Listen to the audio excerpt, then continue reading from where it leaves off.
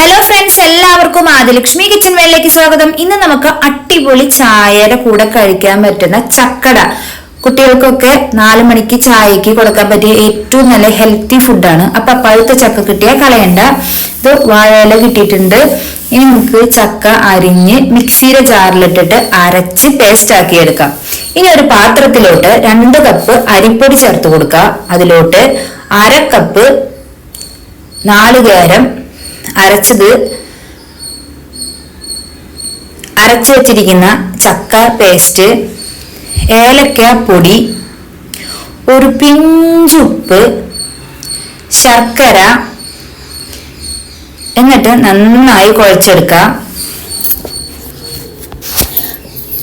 ചക്കയുടെ മധുരത്തിനനുസരിച്ചുള്ള ശർക്കരയാണ് വേണ്ടത്. മധുരം നല്ല മധുരമാണെന്നുണ്ടെങ്കിൽ ശർക്കര ഇട്ടില്ലെങ്കിലും കുഴപ്പമില്ല. ഇനി നമ്മൾ 1 ടീസ്പൂണ് ജീരകത്തിന്റെ പൊടിയും കൂടിയും ചേർത്ത് കൊടുത്ത് നന്നായി മിക്സ് ചെയ്യാം. ഇനി നമ്മൾ കൈയൊക്കെ വെള്ളത്തിലോട്ട് നനച്ച് ഇലയില് ഇതുപോലെ വെള്ളത്തിലേട്ട് തൊട്ട് നനച്ച് ഇതുപോലെ പരത്തി നല്ല നൈസായിട്ട് പരത്തണം.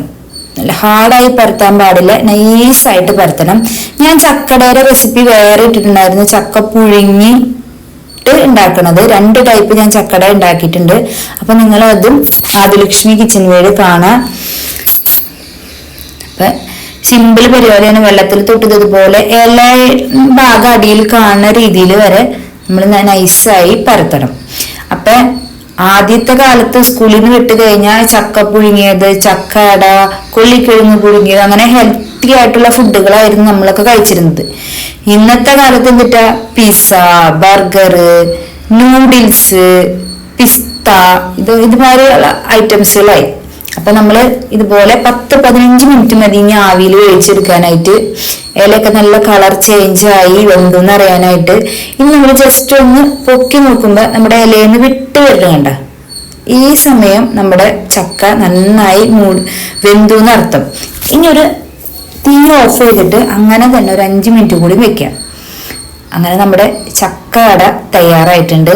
അപ്പൊ ഇനി മുതൽ സ്കൂളിൽ വിട്ടു വരുന്ന കുട്ടികൾക്ക് ഇത് കൊടുക്കുക. അവരൊക്കെ നല്ല ആരോഗ്യത്തോടെ പഠിച്ച് വളരട്ടെ. അപ്പൊ എല്ലാവരും ആദിലക്ഷ്മി കിച്ചൺ വേൾഡ് കാണാം. കണ്ടിട്ട് ഇഷ്ടപ്പെട്ട ലൈക്ക് ചെയ്യുക, ഷെയർ ചെയ്യുക, സബ്സ്ക്രൈബ് ചെയ്യുക. Bye bye friends.